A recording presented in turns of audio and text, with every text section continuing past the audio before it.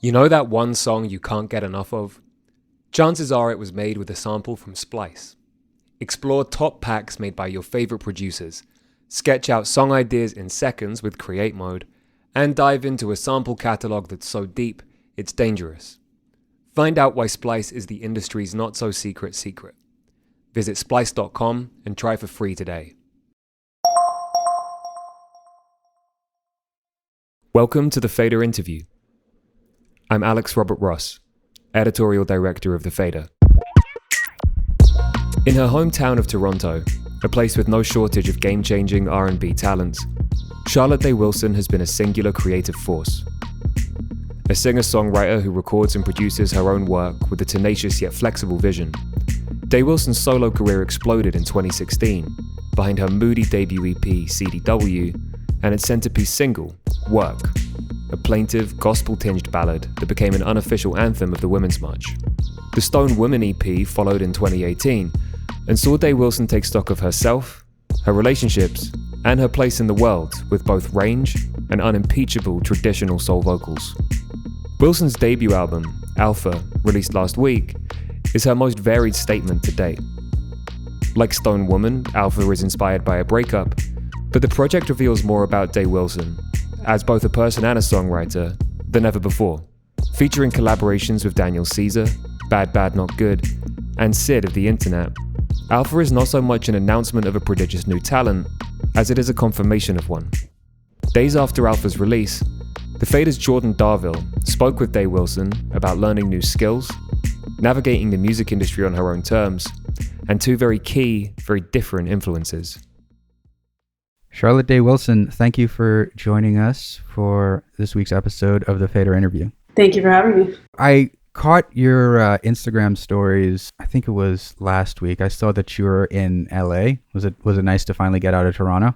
Yeah, so nice. We wanted to do some album celebration things that we just couldn't do in Toronto because of social distancing restrictions. So it was just nice to get out there and actually be able to go out for dinners and little parties and stuff like that. And what was it like celebrating this very intimate and personal album with people you care about around you after, nearly 2 years of lockdown?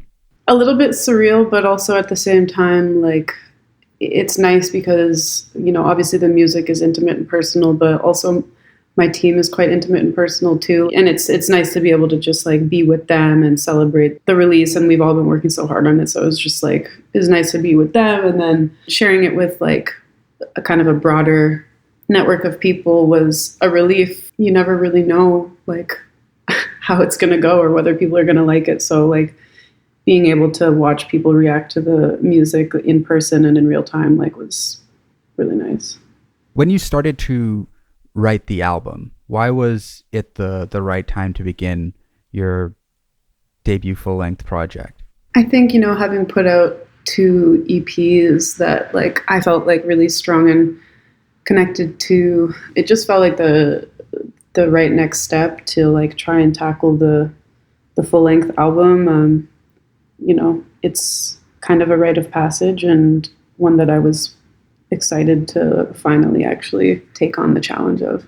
Yeah, I love that phrase, rite of passage. In this era, it's almost like a forgotten rite of passage, really, for a lot of artists that perhaps think it's an outmoded form of releasing a work. But you, of course, still find yourself resonating with that mode of creating music and giving it to the world. Yeah, I think it's an important way to establish your artistry and to be able to tell a bit of a longer and more comprehensive story than just singles and EPs. And while I also love singles and EPs, I love putting them out and I also love listening to them. I love the playlist era. I'm into it. I'm not against it, but I'm also, just as an artist with something to say, it feels important to be able to deliver that with one kind of full body of work. And especially after the fact, now that that's out, I've been wanting for a long time to be a little bit more loose with releasing music that might be a little bit more experimental or a little bit more trying different things and like being less precious about how much music I put out, because I think I really wanted to establish like the core of like what people should know about me and know about my sound and know about me as a producer and a singer and a songwriter. But now kind of like I'm ready to also like just get into like a loose era of just like letting things go without holding on to them for so long. That's so funny because I actually have that word loose written down in my notes here. When it came to the sound of the album, it sounded like you had just like a bit more loose playfulness in terms of how you were approaching your influences and creating the music, which I found really special. Totally. I think like a big part of that was, you know, I do take it really seriously. And I think in the past I've done the thing where I edit lyrics a lot. And with this project, I basically was like, I'm not going to edit lyrics. Like I'm going to write the lyrics in the moment when they're written and leave them as they are.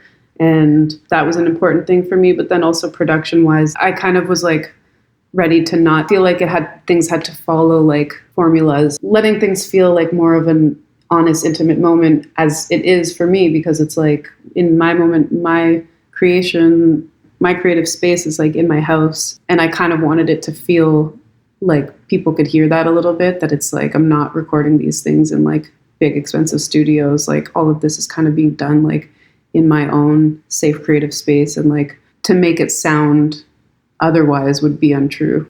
So talk to me about the actual writing and recording of it. Like you mentioned your parents' place. And I know, you know, when we last spoke about Stone Woman, that was a very important spot for creating that EP. Is there some kind of magic, or perhaps just like a sense of safety that comes with creating music in your parents' living space?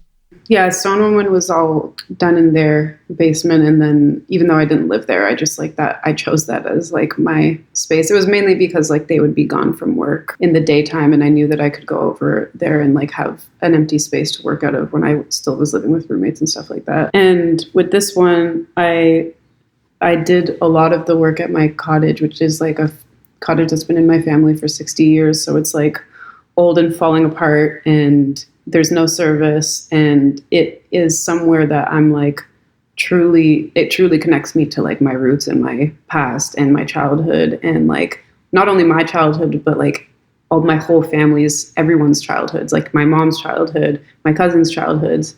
And there's something really familiar and safe about that space. But then like, you know, the main draw that I have towards creating there is that, you know, no service, no connection to like Wi-Fi or texting or anything like that. So I'm not connected to social media, but then also just being able to make as much noise as I want, like just being able to like blast the music, and also to like scream, sing, and to be able to make as many weird noises as I want. Because I think like creating in a city, like I think a lot of people find this, it's like, you know, I live in Toronto in like a dense area. It's like, I'm always a little bit aware of like the fact that someone can always hear me. And there's just something, you know, really special about going somewhere where, you know, no one can hear you at all. You're completely alone. How much of the album would you say was tinkered with in the city compared to the work that was done in the cottage? Most of the creative work, like the writing, was done at the cottage, and then all the tinkering is done in my basement studio at my house in Toronto. Mainly just because the room sounds better down here, and I've treated it in a way, and I know the way that it sounds, and I have all of my gear here, whereas like I only have a few like essential items that I bring up to the cottage when I'm working there. But like, yeah, my studio in my basement here has like just, it's, my workflow is quick here. So from the perspective of trying to like polish things or explore different production ideas, like I can hear things just way better in this space. So yeah. And was the album completed before the pandemic? Like the majority of it was completed, and the songs themselves were pretty much all written, maybe except for a few like verses of things or something like that. But most of it was written. And then over the course of the pandemic, I kind of like allowed myself to open all of the songs back up and like kind of add some more. I just had more time with it, and I'm so grateful that I had more time with it, because just little things like, you know, maybe I had the song already and the production was actually like, it was enough, and maybe it was finished to some standards, but you know, maybe there wasn't the right transition into the next song, or maybe there wasn't like, a finishing thought lyrically that like I hadn't thought about without kind of having some time and perspective to think about what was the song really about and what was the album about. And then like maybe there was certain things that I could tag on to the end of the song that would help kind of summarize the overall thoughts and feelings, I guess, both like lyrically and production wise. So are there any songs on the album that the writing process really sticks out to you?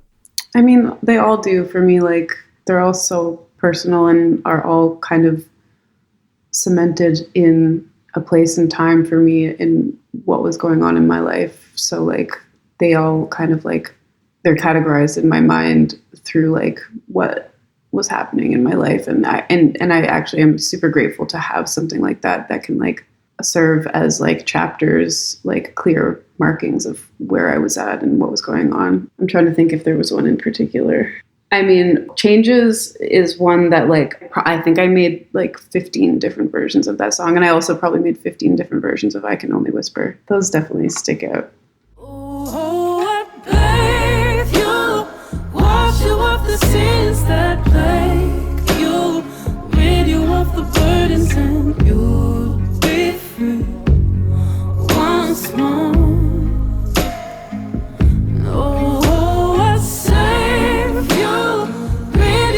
Curses that name you, give you all the praises, then bring you back to shore. So I wanted to talk a little bit about the music video for If I Could, which I just thought was just a very wonderful and impressionistic interpretation of the song. Talk to me about how those visuals came to life and your role in their production. Yeah, so I worked with a director, Kevin Funk. I had actually 4 songs that I wanted to do music videos for, and I wanted to do like kind of a short film. And we ended up shooting for videos worth of videos, and like someone else was editing the stuff. We had spent a long time kind of talking about what the album meant to me and what some of the themes were that I wanted to explore visually and what the representation was that I wanted to see.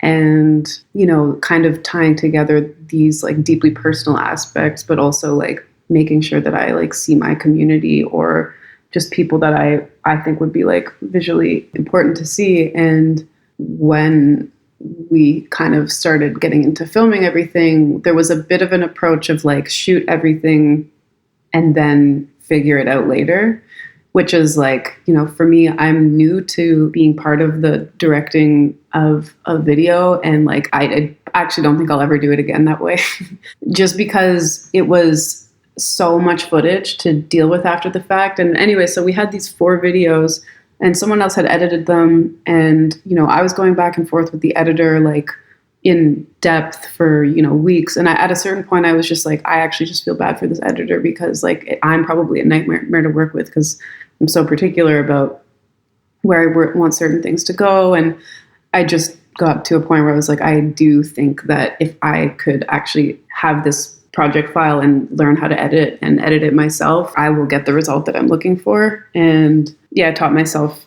over the course of the pandemic just like how to edit video. And through the process of learning how to edit the video, like I realized that I could edit video and audio in tandem in this really amazing and like super interesting way that like really tickled my fancy. And I got really into it where I was like, okay, well, as the kind of video started to take shape, where I would see like the edit is starting to go, I would just also bring the music in the same direction. And I think a lot of the time, like that is, obviously what people do when they're scoring a visual, but usually you'll have to send it to someone and explain yourself and explain what you need and show them. And for me, it was just easy because I would just literally switch between the softwares and go back and forth and be like, okay, here.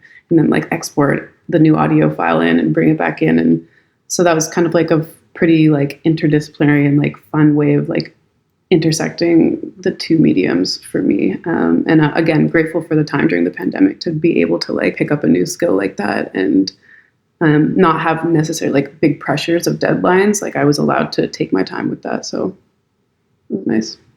Before you had started teaching yourself how to edit, did you have a vision of what you wanted the end music video to look like, or was that something that came after? After like scrubbing through all of the footage and seeing, like, we had like hours and hours and hours of footage. Like after going through all of it, I was able to see which parts I thought were the most important and the most visually like stunning. That combined with like my own, the meanings that I had, certain things that I wanted to say about like my own personal journey, I guess. Like after I had looked through all of the footage, I was like, okay, I think I know where this needs to go. But definitely a lot of it exposed itself during the process as well. And how did that process compare to your songwriting process? Yeah, definitely very similar. When I'm writing songs, I'll usually have an idea of how I want to start the song, or like I know what instrument I want to start it on, and I know like there might be one or two lyrics that are like milling around in my brain that I think would be a good starting point. And it's usually based on like what other art I'm consuming at the time, that I'm kind of like, I kind of want to touch on that thing that I thought was really cool, or like that idea, or that like one note that I heard in the grocery store that sounded like this weird synth that it wasn't actually, but now I want to recreate the sound that I thought was something else. Like I'll have some intention, but yeah, for the most part, I just let the songs kind of like reveal themselves to me. And it might be like, it might sound unglamorous, but it's like a big part of it is singing in gibberish and then seeing what the words are trying to be.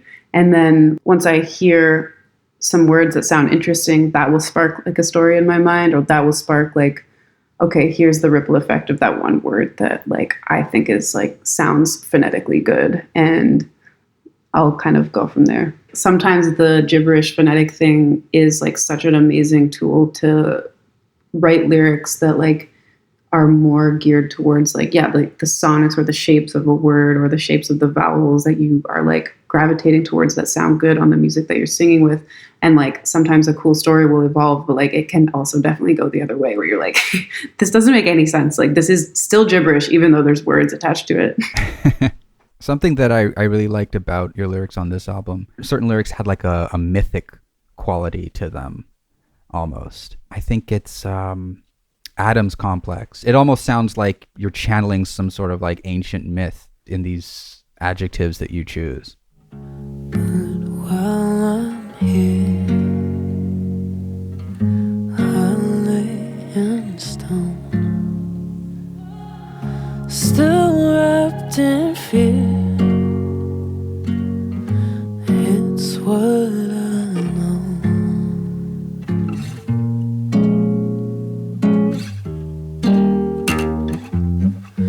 It's what I know.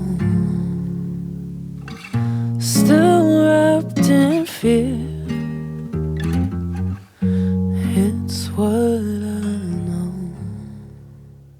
Yeah, I think I used a lot of like biblical and like religious imagery to kind of serve as like almost like institutional references that like everyone will get and that I will be subsequently trying to subvert. So when it comes to like Adam Complex, the working title for that song was Inferiority Complex. And it's about like me having this like inferiority complex, dating bisexual women or pansexual women and worrying that I might be left for a man or that I might be like whatever. So, Adam was just kind of the reference that made the most sense. And I thought, that was a way to like be a little bit derivative without spelling things out completely on the nose, because inferiority complex just didn't sound very good and seemed a little too on the nose.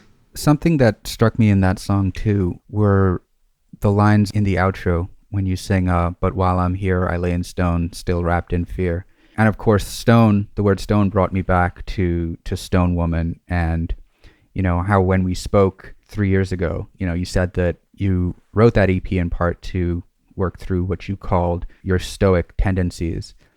And, so for the last lines on this project to sort of call back to that made me wonder if making this project revealed anything new about what you called your stoic tendencies or anything like this.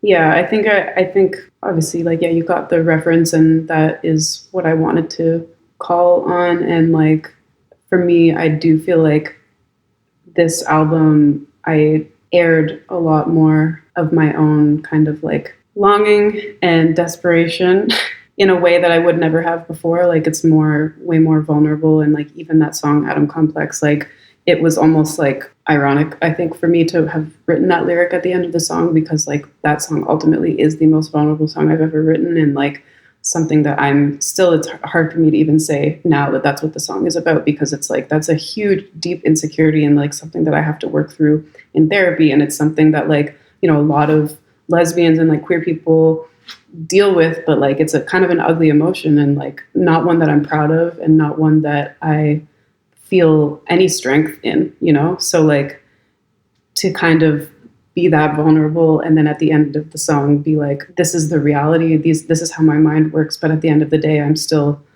trying my hardest to not show anyone that, you know, there's kind of like a dissonance there, but I think one that it exists in me, so it's real. Totally, yeah. I mean, speaking of irony, like the first song on the album, you're prostrating yourself, you know, in front of somebody, you know, begging them to take you in.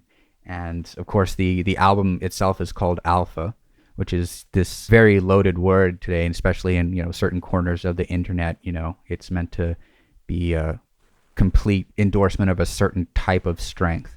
So I thought that you titling the album this, especially with the music and the lyrics that go into it, was pretty interesting. Yeah, there's definitely some irony there. And like, I kind of had this like internal joke with myself before it came out, where I was like, I can't wait for people to think that I'm talking about myself and that I'm referring to myself as an alpha, because like I'm not, but I think it's just like, it's going to be funny because it's like, I'm kind of trolling people, like maybe if they haven't listened to the music or they don't understand the level of like intimacy and vulnerability that there is on the record, they might think like, oh, like what does she think she's like some like, you know, I don't know. It's just like, I think it's like funny a little bit. But at the same time, it just is kind of a character that I do also play into, and that whether I'm singing about this alter ego that I try to have in order to feel strong, or whether I'm talking about an alpha who was someone that I was with or someone that I'm singing about, like it's kind of like up to the listener's discretion, like what they take from it. But like, yeah, I think it's funny that some people might think that I'm like, I am alpha, because it's not. So talk to me a little bit about the actual writing process of your song with Sid, Take Care of You. I'll take care of you if you want me to. I'm always ready for your love. But if we fight for it, 12 rounds or more every night for it, fly to the moon and back twice for it. All for our love. Oh, I'll be nice for it. I take a breath, close my eyes for it.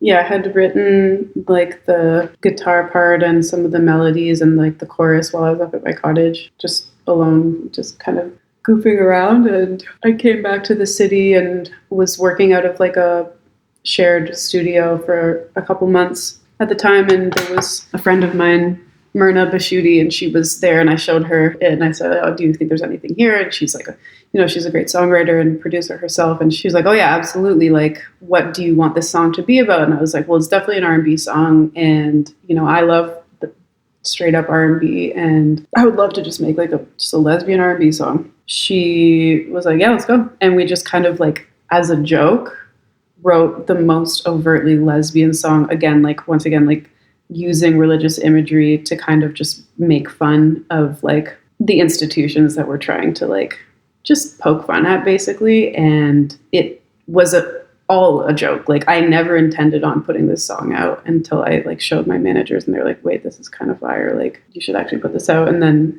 when they convinced me that it was worthy of seeing the light of day, I knew I wanted Sid on the song. She was like the perfect fit, and then got kind of connected with her through a friend, and she sent back a verse like immediately, like she was super into it. So yeah, it was kind of just like a really like fun song to make, because it was just, there was a lot of laughs and like it came together with ease. Are you a person who, when they create, they have certain benchmarks that they set for themselves? Because you take on so many different roles in the creation of your music. I think it's fair to say like almost all of the roles. So I would imagine that it must be intimidating to have any sort of benchmarks to be like, okay, I need to get this in order to do this so I can, feel like I've done this. Do you know what I mean? Yeah, I mean, again, I think it does come back to like the physiological responses. And, at the end of the day, music is just a feeling. And I trust my intuition and I trust my ear and I trust my taste enough to know when something is good versus when something is bad, because I also write a lot of really bad music. And like, I don't know necessarily what my internal compass is saying when it's saying like, don't do it, don't put this out. But like, there is just something that guides me, and like, I'm grateful to have something that feels like it tells me the truth. You've spoken before about your aversion to certain aspects of the music industry. Of course, Alpha is released under your own record label, Stone Woman Music. I'm wondering what brought you to that decision, and if your views on working within the music industry have changed at all, since releasing Stone Woman.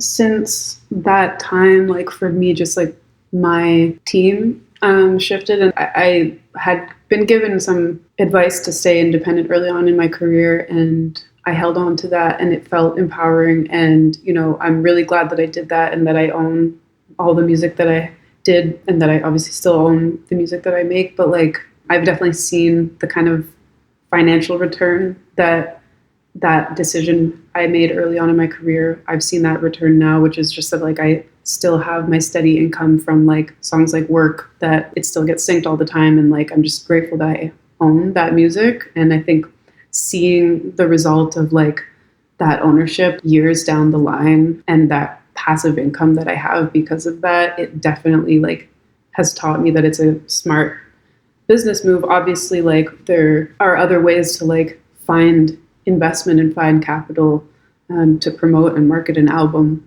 once it's done. But for me, like, because I do so much of it, like I don't really need the support in the creation of an album. Like that's something that I can handle on my own. And when it came to this album, I knew that like I had certain goals and certain things that like I am a dreamer to some extent. There are certain like things that I'm ambitious about that I want to achieve. And when I express that to myself and I'm honest about those kinds of things with myself, the reality of like, okay, well, how do I get there? It becomes pretty daunting. And at the time, like right after I put out Stone Woman, I was working with a manager who I told him what my goals were. And it was kind of like, either you sign a major label deal to be able to achieve those goals, or you kind of like adjust your expectations or what your ambitions really are.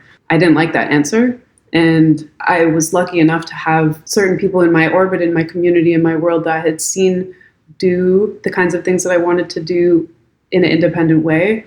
And when I fired that manager and then I was looking for new management, and like the ones that I wanted to work with, they reached out to me. And so I felt just really lucky that like the people who I saw who did it independently, that I felt confident could do those things, and that like they would be able to help me achieve my goals and like those benchmarks, like they came into my life at the perfect time. And now I'm just like, yeah, there's parts of the industry that are really icky and that I definitely stay away from. And I think a huge part of that is just like being able to like rely and trust the team, your internal team, like your management, lawyer, whatever it is, like publicist, agent, like that core team, creative direction, like that core team has to be people that you really, really trust.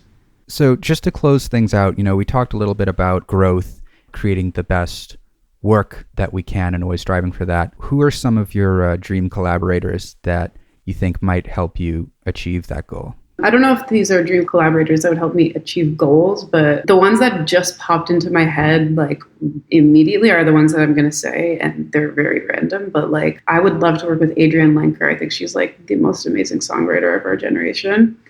Drake, huge part of my experience as like a Toronto creative is like, I feel like anyone who doesn't admit that they're influenced by Drake is actually just lying to themselves. And I'm not afraid to say, I love Drake and he's a huge inspiration of mine, would love to work with him. And James Blake, who is someone who already kind of like sampled some of my music, but I would love to write music with him. All right. Well, Drake and Adrienne Lenker, if you're listening, get in touch. Exactly. Charlotte Day Wilson, thank you so much for joining us. Thank you very much for having me. That was Charlotte Day Wilson in conversation with the Fader's Jordan Darville. Wilson's debut album, Alpha, is out now via Stone Woman Music. Our engineer is Tony Giambroni, and our associate producer is Salvatore Macchi. We'd like to thank Loughton Audio for providing our microphones.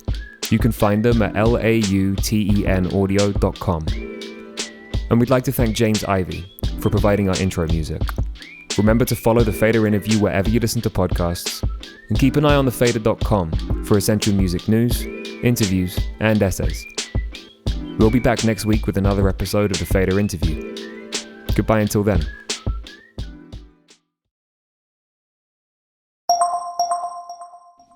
You know that one song you can't get enough of?